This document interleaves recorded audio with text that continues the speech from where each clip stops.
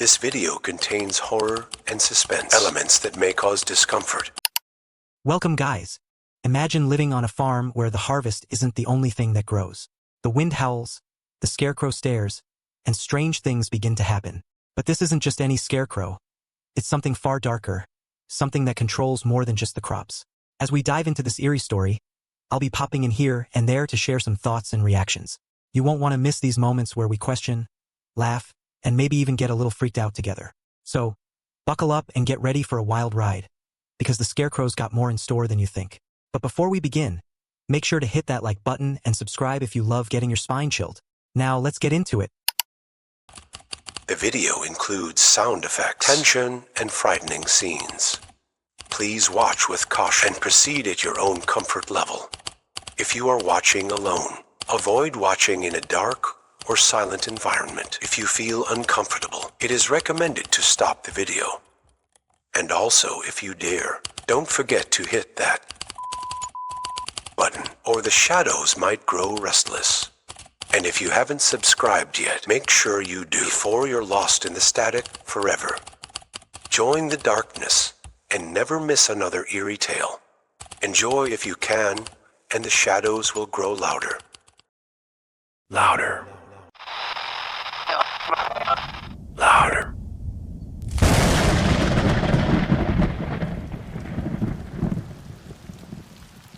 The blood moon rising.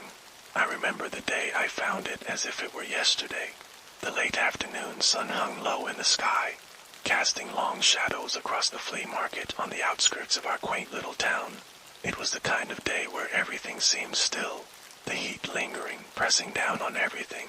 The dry, hot breeze stirred the dust, kicking up tiny whirlwinds as I walked through the narrow aisles with my dog Charlie, scanning the rows of vendors with growing frustration. The farm wasn't doing well this season. Pests, birds, and rodents were tearing through the crops with an almost savage determination. Clara and I had tried everything. Scare tactics, traps, sprays, but nothing seemed to keep them away. It was as if the very land itself was rebelling against us.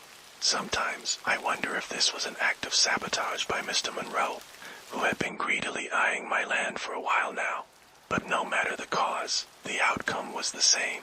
The crops were wilting, the soil dry despite the endless hours I'd spent watering them, and every morning brought more damage, more destruction. The farm was struggling, and so were we. We weren't just facing financial ruin. This was ancestral land, passed down through 7 generations. Losing it would mean losing a piece of ourselves. Clara's patience was wearing thin, though she never showed it. But I saw it in the way she pressed her lips together when the kids weren't looking, or the tightness in her shoulders when we sat down at the kitchen table to try and budget for the week. We couldn't afford another bad season. The stress was eating at both of us, turning our once lively dinner table conversations into tense silences. I was desperate, grasping at straws, literally trying to find something, anything that might help. I figured maybe this flea market would have something useful, though I didn't know what exactly I was looking for. That's when I saw it. Tucked between a pile of rusted tools, frayed ropes, and battered knickknacks was a scarecrow. It was old, worn out, and tattered, the kind of thing that had been through too many summers and winters, far more than it should have survived. Its burlap face was faded, sun-bleached, and split in places, the frayed edges fluttering in the wind like dead skin peeling from an old wound. Its clothes, a pair of ripped overalls and a threadbare flannel shirt, hung limp from its crooked frame, remnants of an era long forgotten. Despite its ragged appearance, something about it drew me in, and I couldn't look away. Maybe it was the unnatural way it stood out among the clutter, or maybe it was the way the light seemed to dim around it when I looked at it. I couldn't shake the feeling it was watching me, as if its dark, hollow eyes were tracking my every move, and the crooked smile stretched unnaturally wide, almost up to its ears, as though it knew a secret I didn't. The scarecrow seemed to catch Charlie's fancy too. He sniffed it cautiously before placing his paw on it, almost as if testing whether it was real. I snapped out of my thoughts when a man's voice suddenly cut through the eerie silence. It was the owner. He was a small, hunched figure standing behind the stall, half hidden in the shadows beneath a wide-brimmed hat. His leathery skin, deeply lined with wrinkles, hinted at a long, hard life. His face remained mostly obscured, his eyes concealed in the shadow of the hat, making it impossible to guess his age. An instinctual urge told me to turn away. Both the Scarecrow and the man unsettled me in ways I couldn't explain. "You're looking for something to keep the birds away, aren't you?" he said without glancing up. His voice gravelly and dry. There was an accent, too, faint but old-fashioned, as though it belonged to another era. I blinked, startled by his accuracy. How could he know? Thought to myself. I nodded slowly, unsure of what to say, my mouth suddenly dry. Then he looked up, meeting my gaze for a fleeting moment. "This here'll do the trick," he said, gesturing toward the Scarecrow with a bony finger. "No birds, no rodents, no pests. You'll see." I hesitated, taking a closer look at the Scarecrow. It looked as if it would fall apart if I so much as touched it. The wind tugged at its loose stitches, making them sway slightly, and I noticed a faint odor, musty like damp earth mixed with decay. "Does it work?" I asked, my voice filled with skepticism. I didn't want to come off as too desperate, but I was. The man grinned, revealing a set of yellowed, uneven teeth. "It works," he said with an air of certainty that felt unsettling. "Better than you think. Just set it up in your field. It'll do the rest." My gut twisted with unease, and despite the creeping dread, I handed over the little cash I had left. The man took it without another word. I heaved the Scarecrow into the bed of my truck, its hollow, straw-filled body thudding against the metal as I started my drive back to the farm. When I got home, the sun was setting, casting an orange hue across the farm. I glanced toward the house, where the warm light of the kitchen spilled through the windows. Clara was inside, cooking dinner, while the kids helped her set the table. The smell of roasting chicken wafted into the air. Charlie and I were promptly greeted by Sir Sunrise, a rooster, who silently approached and perched himself on the back of the truck as I parked near the front porch. He watched quietly as I unloaded the Scarecrow. So what do you guys think about this whole vibe? Like, honestly, imagine you're at some random flea market, minding your business, and boom. You stumble across a Scarecrow that practically screams, "Hey, I'm cursed!" But then again, you're broke, desperate, and holding on to hope like it's the last slice of pizza at a party. And let's be real, what's more sketchy? The Scarecrow that looks like it survived a zombie apocalypse? Or the creepy old dude selling it with his "I know your problems" psychic energy? Like, red flag much? But desperation, man, it does wild things to people. When life's crumbling and you're on the edge, you'll grab onto anything, even if it's a dusty, smiley Scarecrow from a horror movie set. Anyway, this guy's about to take the Scarecrow home. And I don't know about you, but I'm just sitting here thinking, bro, that thing is definitely not just for birds. Sir Sunrise got his name from my 8-year-old son, Luke, due to his remarkable habit of crowing precisely at 6 a.m. every day. It didn't matter if it was heavy rain, the dead of winter, or a cloudy morning when the sun remained hidden. He always knew when it was time. He'd strut up and down the porch, his proud cock-a-doodle-doo ringing out for a full minute, ensuring the entire Smith household woke to his call. Strangely, that was the only time he ever crowed, even though he spent the rest of the day busily roaming the farm. Even odder was the quiet, almost wordless bond he shared with Charlie. The two seemed to enjoy each other's company in a way that never failed to surprise me. I hoisted the Scarecrow onto my shoulders and headed toward the field. The crops swayed gently in the soft evening breeze, rows of corn and wheat stretching out before me like watchful sentinels. I picked a spot right in the center, far enough from the house but close enough that I could still see it from the upstairs window. I attached the Scarecrow to a wooden pole that was already deeply anchored in the soil. It stood lopsided and haunting, its burlap face staring vacantly at the sky. Sir Sunrise inaugurated the new addition in the field by doing a couple of ceremonial laps around the pole before darting off, with Charlie enthusiastically chasing after him. My eyes, however, drifted toward Mr. Monroe's factory in the distance. For years, he had been acquiring land from my neighbors, and was determined to buy my property as well. He wasn't pleased when I turned him down, Ever since then, my farm has suffered. My crops have been constantly under attack, making me wonder if he was in any way involved. But without proof, all I could do was continue my work and hope things would eventually turn around. I took one last look at the Scarecrow before walking back home to join my wife and kids for dinner. That night, sleep didn't come easily. I tossed and turned, my mind replaying the image of the Scarecrow in the field. Motionless, seemingly unthreatening, yet somehow menacing.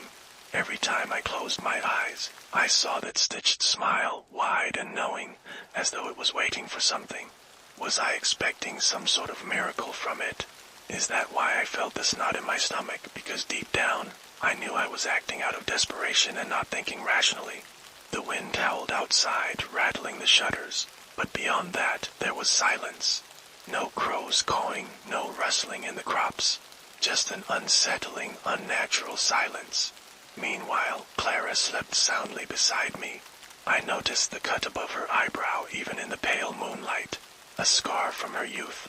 Despite her challenging childhood, she had a gift for finding peace in chaos, while I remained a light sleeper, needing exhaustion to fall into a deep slumber. I rolled over, pulling the blanket tighter around me, and eventually drifted to sleep. When morning finally came, I stepped outside, half expecting to find the fields torn apart like before, but they were untouched. Not a single stalk was damaged. I looked toward the Scarecrow, still standing in the same spot, and felt a wave of relief wash over me. Maybe the old peddler was right. Maybe it really was that effective. A couple more days went by, and the crops remained unharmed. Not a single bird or rodent dared to come near them. For the first time in months, I felt a glimmer of hope, a lightness in my chest that I hadn't felt in ages. I didn't fully understand how a Scarecrow could make such a difference. The results defied logic, but I wasn't about to question it now. Clara noticed the shift in my mood too, and began to believe again herself. She watched our children, Emma and Luke, play among the crops, their laughter ringing through the air like music after a long silence. It was as if the Scarecrow had brought back more than just safety for the crops. It had brought back hope. But on the fourth night, things began to take a strange turn. I woke up in the dead of night to the sound of Sir Sunrise crowing, loud, persistent, and completely out of character. He was never one to crow at night. His routine was always the same, like clockwork at 6 a.m. My body, heavy with sleep, resisted the urge to get up. I waited, hoping he'd stop, but Sir Sunrise kept going, his calls growing louder, more driven. With a groan, I dragged myself out of bed and stumbled toward the window, expecting to see him perched where he usually roosts. But instead, Sir Sunrise was on the front porch, pacing back and forth, his head bobbing furiously, crowing as if the morning sun was already shining. But the thing that made my stomach lurch wasn't him. It was the moon. It hung in the sky, casting a pale glow over the fields. The crops swayed gently in the breeze, bathed in a strange coppery light. It was only then that I realized it wasn't just any moon. It was a total lunar eclipse. The blood moon hung above, eerie and red, painting the field in a haunting glow. But what I saw next stopped me cold. The Scarecrow. It wasn't where I had left it. For a moment, I just stood there, blinking, my tired mind scrambling to make sense of what I was seeing. I rubbed my eyes, squinted, even stepped closer to the window. But no matter how much I tried to rationalize it, there it was, standing at the far end of the field, a place I had never placed it. My heart pounded in my chest. Who could have moved it? And why? Was it some prank? But who would come all the way out here in the middle of the night just for that? My thoughts raced, reaching for logical explanations that didn't quite add up. Maybe it was just my groggy, sleep-deprived brain playing tricks on me. The moonlight, the shadows. It could have easily created an illusion. Or maybe it was the wind, somehow shifting the Scarecrow's position. Scarecrows were light after all. It could have been anything, right? I shook my head, telling myself it didn't matter. I could fix it in the morning. Still unsettled, I forced myself back to bed. But sleep didn't come easily.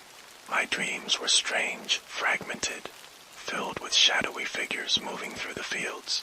As the first light of dawn crept over the horizon, I got out of bed, hoping to shake off the strange feeling from the night before. To my relief, when I looked out the window, the Scarecrow was back in its original spot.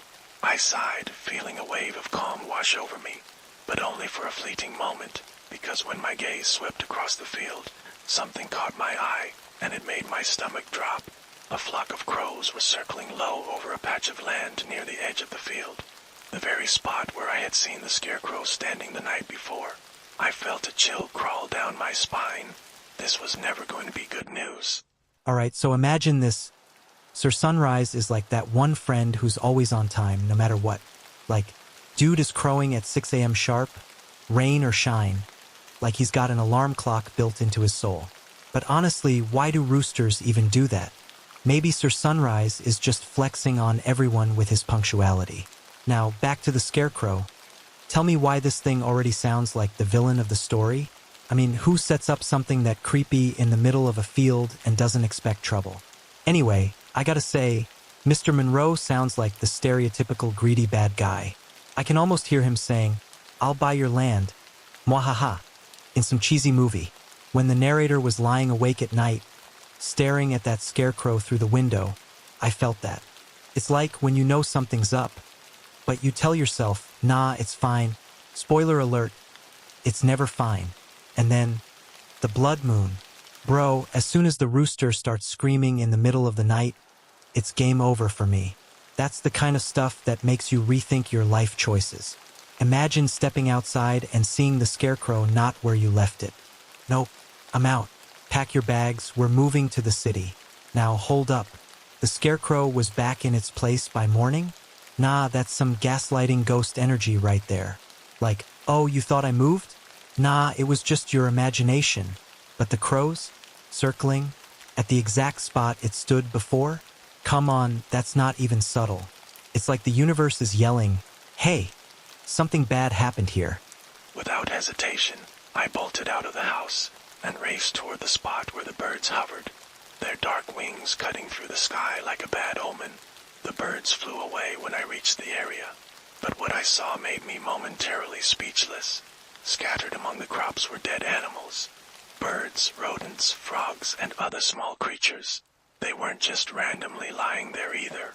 Their bodies were arranged in peculiar, almost ritualistic patterns. Circles, spirals, rows. Shapes that made my skin crawl. And the worst part, pieces of straw like the kind stuffed inside the Scarecrow were strewn around the animals, as if linking them to the figure that now loomed in the field. I knelt down, my fingers brushing over the straw. At first, I wanted to believe it was a predator. Some animal playing tricks, a fox or wild dog arranging its kills. But that thought quickly crumbled. The arrangement of the bodies was too precise, too deliberate, felt wrong. Could this be Mr. Monroe's doing? Another twisted attempt by him to sabotage my farm. Before I could even finish the thought, Clara's voice echoed across the field, her tone sounding nervous and urgent. I looked up and saw her in the distance, standing on the front porch, her posture tense as though trying to intervene before something happened. But the thick rows of crops blocked my view, making it impossible to see what had her so panicked. I set off again, this time heading back toward the entrance of my own house. As I got closer, the menacing growl of Charlie pierced the air. When I pushed through the last of the crops, I saw him engaged in a tense standoff, his fur matted and streaked with blood, growling fiercely at Sir Sunrise. The rooster was badly injured, his feathers in disarray and blood dripping onto the ground. He wobbled, struggling to stay upright, yet remained defiant, determined to hold his ground in the fight. But Charlie wasn't finished. Before I could intervene, he lunged at the rooster, clamping down on his throat with his teeth. With a violent shake of his head, I heard the sickening snap of bone. Charlie finally released him, and the lifeless body dropped to the ground. Horror washed over me as blood pooled around the carcass. Charlie cleared his throat a couple of times, and in slow motion, I saw him extend his tongue, licking the blood clean off the floor in one swift motion. I stood frozen, unable to look away as Charlie, his tongue stained with blood and dirt, jerked and crouched momentarily, eyes closed, tilting his head down before releasing a loud howl, with his muzzle pointed skyward. He then darted off into the field before I could pin him down. I chased after him, but it was clear he wasn't interested in being found. I expected he would eventually find his way back home, though I wasn't sure what I would do with him upon his return. I had never seen him behave this way before. I struggled to piece together the events of the morning, wondering if there could be any correlation to last night. Deep down, I couldn't ignore the gnawing suspicion forming in my gut. This all began the moment I brought that Scarecrow home. What had been a curious purchase at a roadside stand had now morphed into a source of growing dread, its tendrils curling tighter around my mind. And what about the dead animals? Were they also Charlie's doing?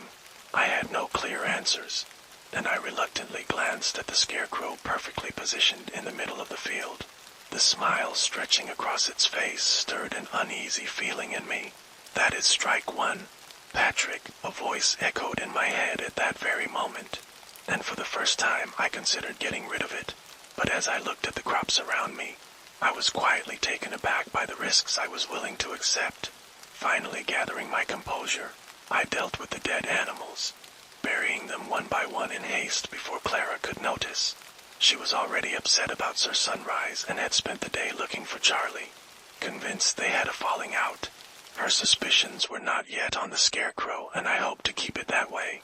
Still, I forced myself to focus on the positives. The crops were thriving, better than ever, in fact. The rows were thick with green, healthy stalks, and the vegetables were coming in larger than expected. My family was on track to recoup our losses, and hopefully that would put us in a better financial position than we had been in years. But that night, as the wind whistled through the trees and rustled the leaves, I couldn't shake the feeling that something was wrong. Something was out there watching us. The Scarecrow was more than just straw and cloth, and I could feel that deep in my bones. I pressed the pillow to my ears, desperate to drown out the sounds of the night and drift off to sleep. But then a loud, piercing howl shattered the stillness. It was Charlie, no doubt, somewhere out in the field in the distance, howling into the night. Somehow, I eventually succumbed to exhaustion and drifted off to sleep. But I was jolted awake by my daughter Emma's urgent voice calling for me. Come quick. Her frantic tone sliced through the morning calm like a knife, pulling me from my dreams. Heart racing, I scrambled out of bed and rushed outside. The sun was just beginning to rise, casting a pale light across the farm. I spotted Emma near the edge of the field, crouched next to Charlie. A wave of dread washed over me as I approached. There lay Charlie, lifeless and caked in mud, his front paws badly bruised and the flesh peeled back, exposing the jutting bones. It was clear he had been digging with a frantic desperation and eventually died from the sheer exhaustion. Next to him was a mound of sand, the grave where Sir Sunrise had been buried. Emma looked up at me, tears streaming down her face. I don't know what happened, Dad. I found him like this. The horror of the scene settled over me, a chilling weight in my chest. Clara soon joined us, and we decided to bury Charlie with Sir Sunrise since they were pals after all. Once everybody went back inside, I ventured into the field, holding a shovel in my hand, wondering what else I might uncover. As I walked through the field, I noticed small mounds of earth scattered around, like hastily made burial sites. It was all too clear now what Charlie had been doing throughout the night. With a shovel, I dug into one of the mounds and uncovered a dead pigeon. Another revealed a large rodent. The field was littered with these makeshift graves, and I couldn't even guess how many there were. When I turned, my stomach clenched. Luke was standing there, his face pale, eyes wide with fear. "What's going on, Dad?" he asked, his voice trembling with confusion as he looked around. I forced a smile, kneeling down and placing my hands gently on his shoulders. "Nothing to worry about, buddy," I said, keeping my tone calm. "Charlie was just being Charlie. We'll take care of it." For the next 15 minutes, I tried to reassure him, telling him he had to be strong, that growing up meant taking responsibility and knowing when to keep things to himself. "You're a man now," I said, "and sometimes we do what we have to protect the family. Don't mention this to Clara or Emma, okay?" They're already worried enough. Luke nodded, but the unease in his eyes was hard to miss. I hated myself for what I was doing, gaslighting my own son. But with the harvest only a couple of weeks away, I had no choice. The farm had to come first. Okay, let's break this down for a second. The whole thing starts with some birds hovering ominously over a creepy field. The narrator, Patrick, races to check it out and finds dead animals laid out in a ritualistic pattern, making everything feel extra sketchy.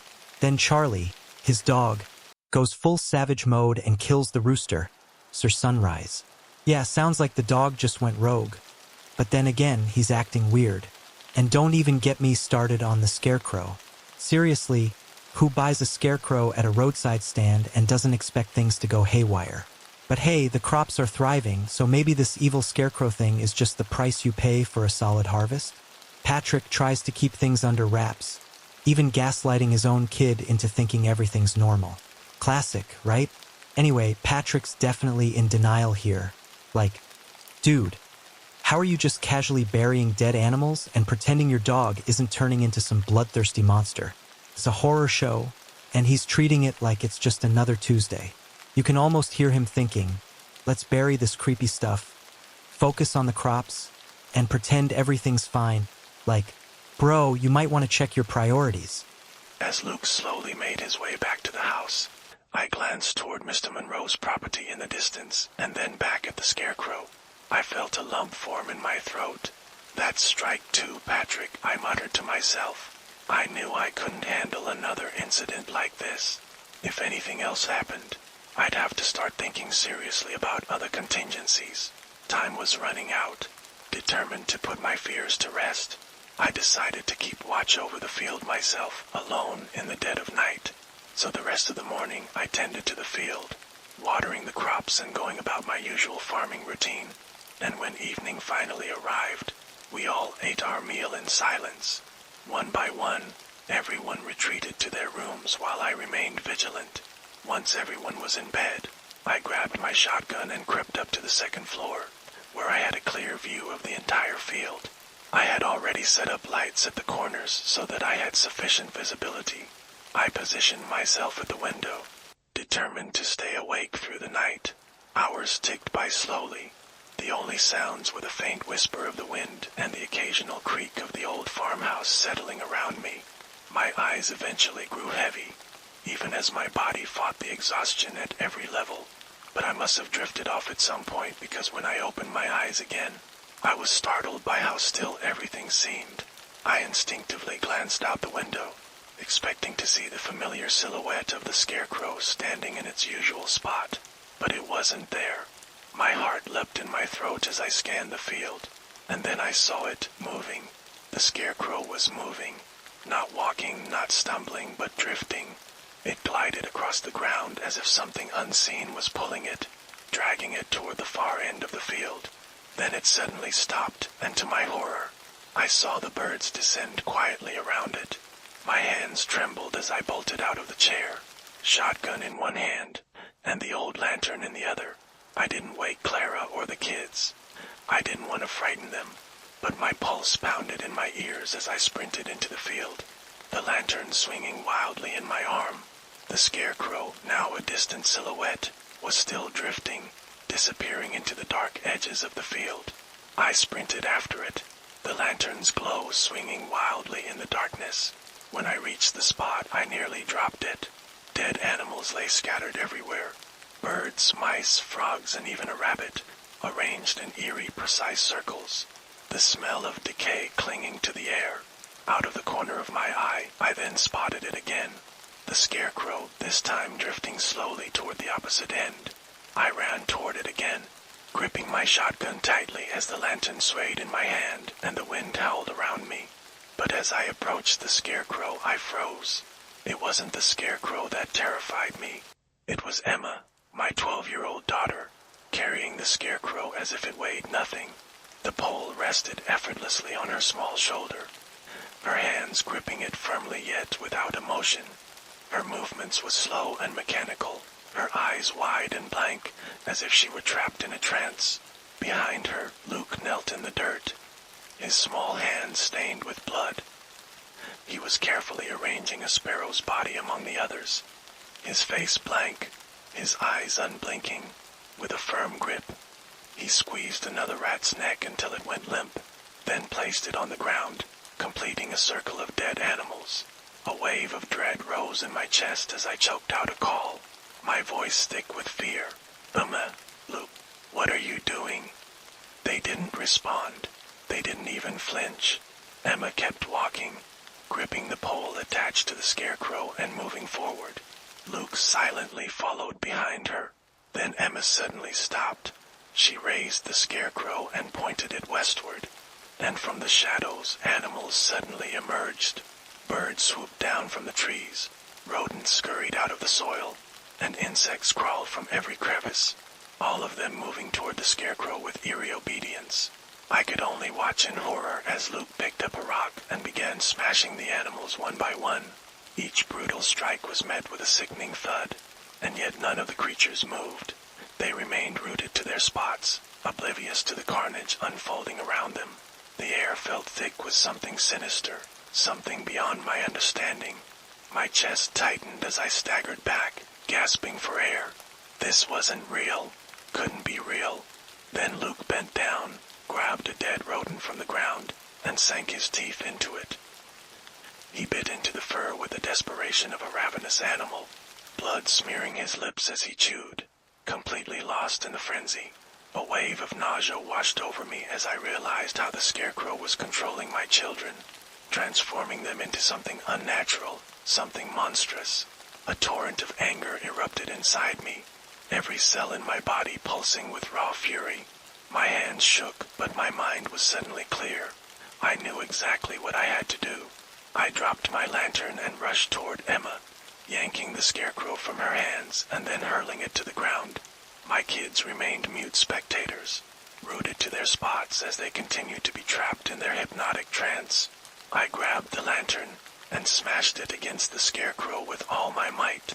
It shattered on impact, igniting the Scarecrow in flames. Without hesitation, I fired my shotgun at the fuel-soaked straw, and an explosion erupted, engulfing the figure in a fiery blaze. Emma blinked for the first time, as if suddenly waking from a dream, confused about how she had ended up in the middle of the field. My son Luke stared down at his blood-stained hands, clutching the dead rat. Horror washed over his face, his lip trembling as he met my eyes. "I didn't mean to, Daddy. I didn't mean to," he sobbed, wiping the blood from his mouth with the back of his hand. I dropped to my knees, pulling both of them into my arms as the fire crackled and roared, the acrid smell of burning straw filling the air.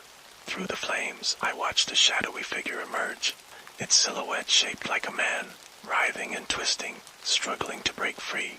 For a fleeting moment, it seemed almost alive, thrashing in a desperate attempt to escape the flames. But the fires consumed him, pulling him deeper into the inferno until, at last, he vanished.